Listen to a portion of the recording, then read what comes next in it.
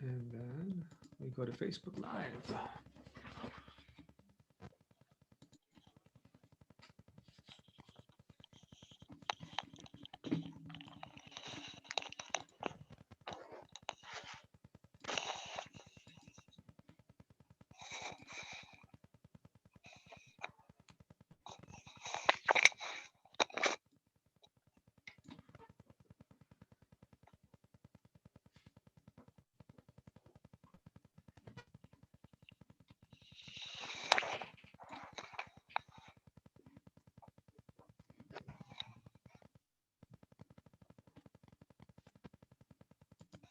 We want to title this.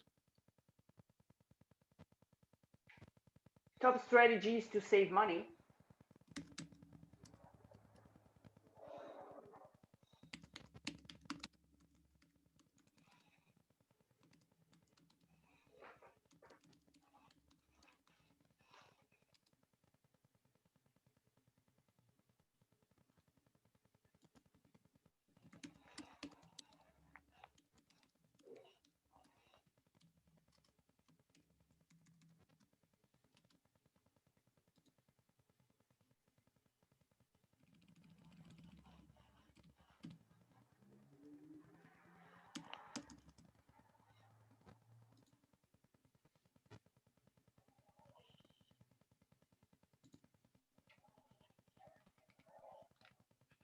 Okay, we're going to be going here live. And one, two, three, go.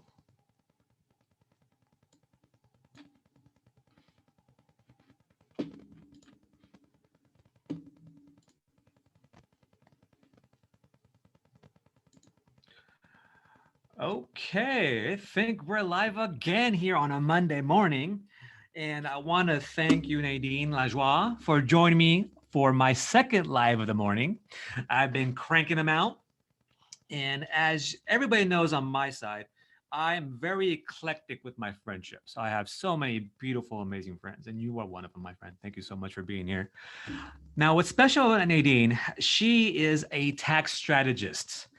And what's phenomenal about my friend Nadine is that she finds ways to save you money in your business and also investment real estate. Not only is she special in taxes, but she has a huge background and some amazing feats. Tell us a little bit about your history, my friend, because you come from a very special background. Before we get into your how we're going to save money with you.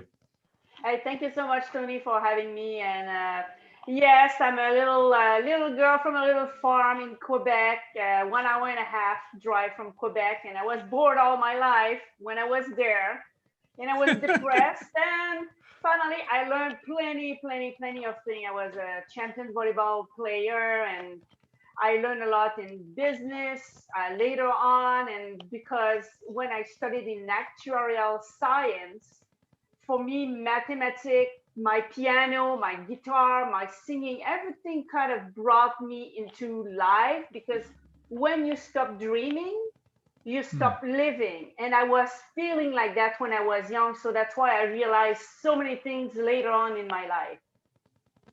So tell me about this bike racing career you had. Yeah, this one is kind of a weird one. I broke my knee 5 times in volleyball, and I went to the Canadian Championship. And after my surgery, I bought myself a bike, put it in my living room for the winter. And 3 years later, I was at the racetrack and winning races against men and women. And I finished third at Daytona against 75 guys and nine in the national championship against guys. And I won a women's championship. So I went Wait, from volleyball to motorcycle racing. And motorcycle racing, of course, I crashed probably 15, 20 times, one collarbone, four concussion. And maybe 5 years ago, I recycled myself into a sailboat yacht racing. So I went from 180 miles per hour to 8 knots. So I love adrenaline, as you can see. well, I'm glad you're not doing that anymore so you could keep your body on one pace. Yeah, so that was one part of it. Like when I became an international speaker and a number one best-selling author, I co-author with Les Brown. My book is Win the Race of Life. It's also a number one bestseller. So when I started to get investor in my company, more clients, more healthy and wealthy clients, people were really worried about me, including my parents, of course. Well, it's probably a blessing that I have you here with me, and I appreciate all the crazy stuff you've done, and it's something that I don't have that crazy bone, but I know it exists. Obviously, you're living proof of it, and congratulations on all the success you've done.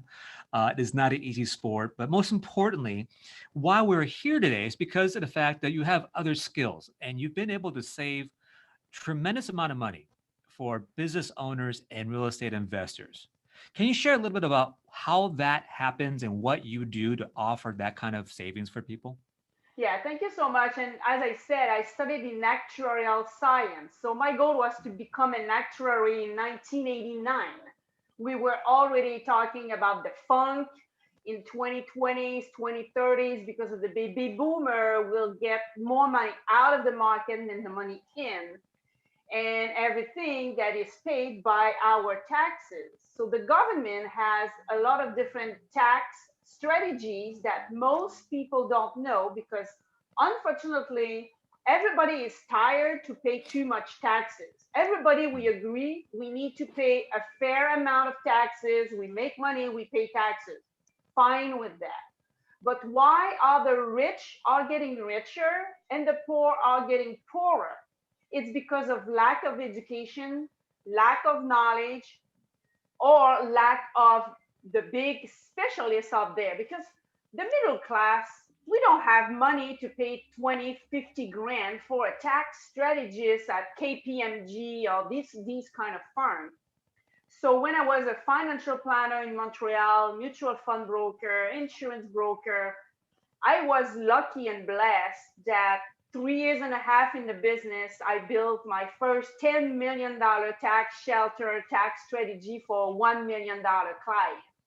So it introduced me to his CPA, his attorney. I had to explain to them in a one-page sheet what were the real saving for the client, and I was able to prove myself. So for this client in particular, we use the TFRA, the tax-free retirement account strategy. And that's what it does. It puts the money in without tax, put the money out without tax, which is completely different than the 401k or IRA. Because the government wants you to put your money in the 401k and IRA because they give you a little bit of tax credit, but they know you will pay 5, 6, 7 times more taxes at retirement. So they really love you. So you see a lot of people making that mistake, I imagine. Oh, like I would say probably 80% of the client that we need. And the reason is, and I share that also on my website, is there is a survey from the Board of Accountancy that is saying that 92% of the CPA agree and admitted that they are not equipped for advanced tax strategy or they are too busy. Like there is about 700 client average for one CPA, and usually the CPA when they have 500 they are already over the top. So we have a big shortage in taxes, like doing taxes. Mm-hmm. But doing taxes is just aligning the numbers from the past. Tax strategies is more aligning the numbers to save you taxes in 3, 5, 10, 20, 30 years. That's how the rich get richer because they have all those kind of strategy inside their portfolio that Mm-hmm. save them taxes in the short term, but mostly in the medium and the long term. Make sense? Yeah, it actually does. And it's interesting because when I went through my taxes a few years back, and I went to a CPA and I realized that he was just pushing paper.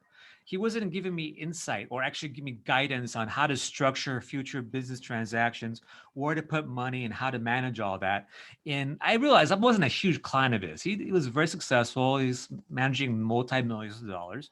And I was a little nut in his big old bowl of goodies there. So what I realized is that he wasn't giving me a lot of attention. He wasn't giving me strategies. He was just saying, do this, do that, and file here, and this is what you get paid every single year. And I always had to pay something. I always had to pay something. But when I started listening to higher advanced educated tax preparers, I started getting more insight. I started getting more understanding on where, how to save money and where to put my money in the future. Now, for someone like me, what would you suggest they do? Actually, there is three major plans that we can have with middle class people and business owners. The first one is to save capital gain on everything you do. Like if you sell your business or if you sell real estate, a lot of people knows about 1031 exchange in real estate, but there are other strategies that when you sell your business, because we are all in business and hopefully one day being able to sell it. I sold my first business in the finance industry and I made a lot of money because I built, and that's the second strategy that people need to do, is to build their bottom line to maximize everything. Every penny you save on the expenses, every money you make on your revenue, and every money you save in your taxes. So these are the three things. Mhm. You improve your bottom line. More revenue, less expenses, less taxes, and less risk. So let's say if you sell your business, let's say 4 times your revenue. And it's the goal for a lot of people right now because a lot of people are close to be at retirement, right? If you build either Yeah. your real estate or your manufacturer, your business, the best way to sell and improve is to prepare at least 3 years in advance. Because let's say if we can save $80,000 in taxes, if we can save you 20 grand in expenses. Let's say we save you $100,000 in your revenue in your business, you will be able to sell your business 4 times more, like about 400,000. So just preparing will help you to increase your bottom line and also increase the value of your business when you resell. So you mentioned 3 years. If you're planning on having any kind of exit from your current business, is 3 years your mark, or should you go further back, or how does that work? Further would be better. Like I was 26 years old and I was preparing my semi-retirement. People were laughing at me, and Yeah. I finally semi-retired at the age of 35. Wow. So it took me 9 years to build a plan, build my strategy, build my clientele. Of course, the first 3, 5 years in business is to build the clientele. Yeah. But if you build it in a way that you have recurring income or clients coming back to you or referral plans or things like that, and you can show the numbers on Hmm. paper, now you have a better chance to sell a better price. And another way to sell a better price is to build your buyer inside your company. That's what I did. I hired an assistant who was kind of doing just the bookkeeping, not the bookkeeping, but uh, the the the paperwork for my clients and this and that. After 3 years and a half, I paid for his license, so he got licensed. He could talk and give recommendation to the client. So when I retired, semi-retired at 30, 35, 36 years, actually I was almost to 36 years old. So at 36 years old, when that happened, my clients already was in contact with my assistant or my junior. And so the transition of the company usually is taking about 30% of your clients away because people are freaking out. They say, oh, I will do some business. We lost probably less than 2% of the clients. Wow. And that's why you build from the internal company. It's way easier. We have all kind of incentive for the assistant or the junior without necessarily giving shares of your company. That's what people are afraid of, Okay. right? They don't want to give away 10% or 20% of their company. But now we have different plans. And me, I learned in in a hard way because I kind of gave 10% of my company for the next 5 years until he gets 49%. But because I gave too much to him, Years later, he started to push me back. So I got the full price from my company, but maybe 2 or 3 years earlier that I was ready for it. So Okay. so So it's why giving incentive without giving shares, or maybe only 10 or 20% of shares, is probably the best strategy. So you're saying, what I'm hearing you say is systems and processes are very important when it comes down to exiting a company and making sure everything's in place to help you get the best value once you sell. Yeah.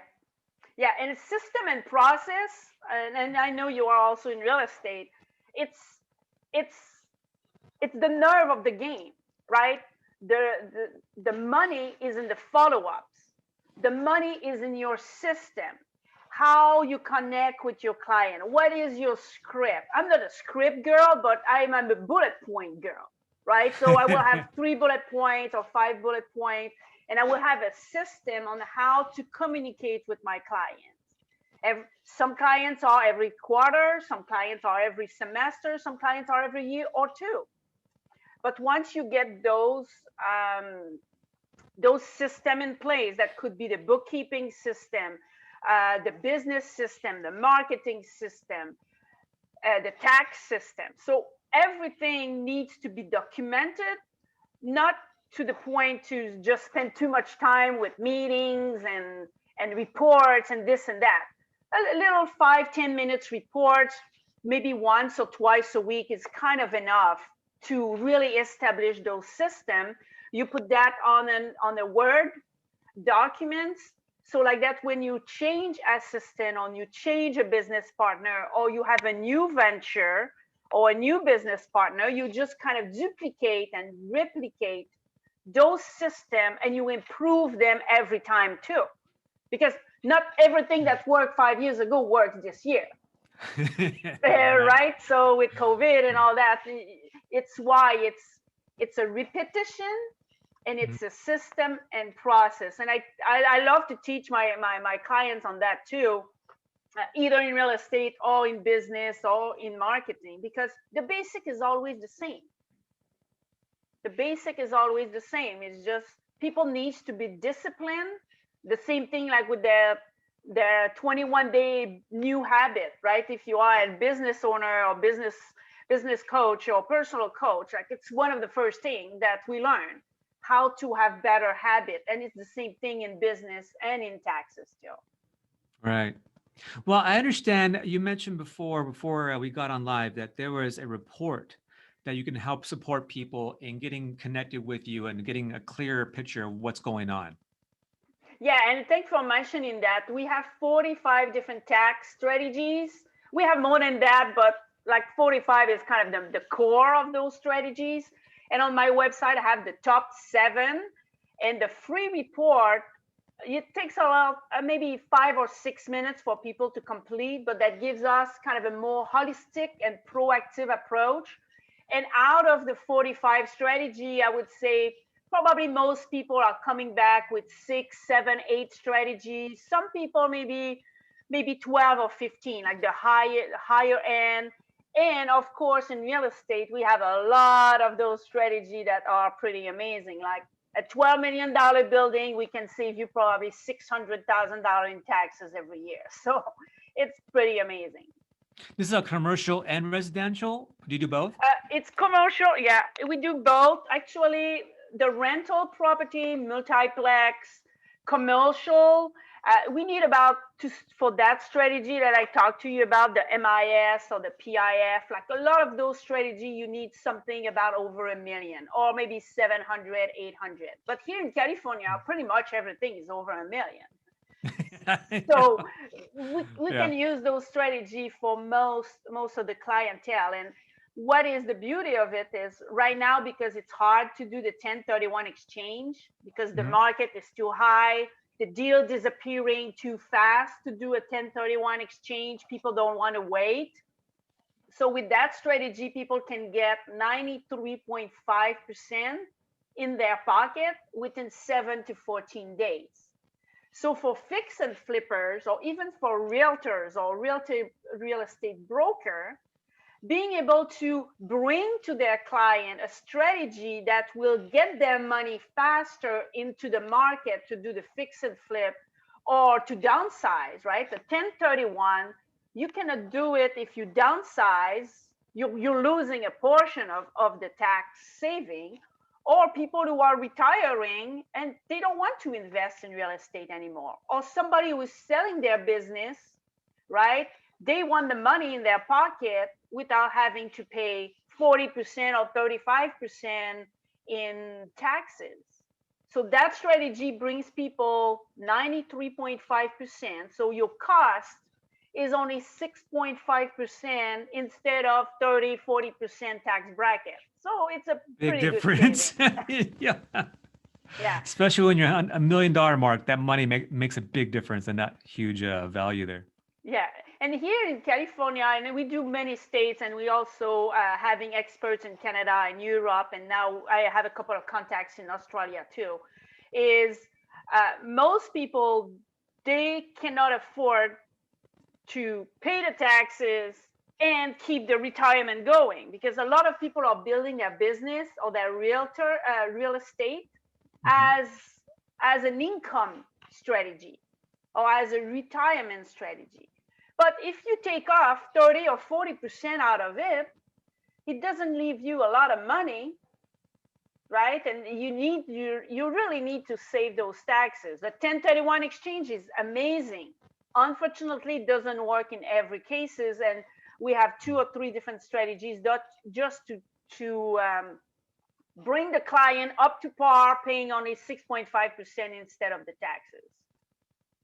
Awesome, awesome. When you're talking, I just hear that I think everybody should, even though they have a trusted accountant or trusted CPA or tax person, I think it'd be great for everybody just to take a look and see what possibly could be done a little bit further, a little bit better, or a different strategy to help save on taxes every year as a business owner, as a business, as a realtor or a broker or investor in real estate.